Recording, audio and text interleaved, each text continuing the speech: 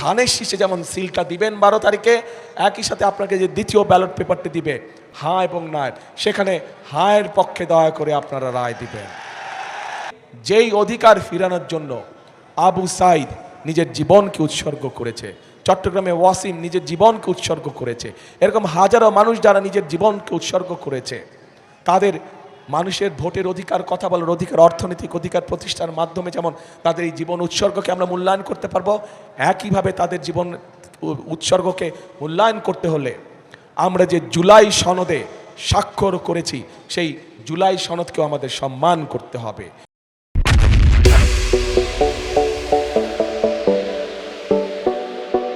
এবং সেজন্যই আপনাদের সকলকে অনুরোধ করব যে ধানের শীষে যেমন সিলটা দিবেন 12 তারিখে, একই সাথে আপনাকে যে দ্বিতীয় ব্যালট পেপারটি দিবে হ্যাঁ এবং না, সেখানে হাঁয়ের পক্ষে দয়া করে আপনারা রায় দিবেন।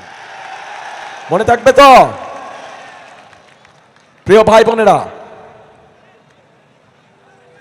5 তারিখে, অগাস্টের 5 তারিখে পরিবর্তন হয়েছে দেশে।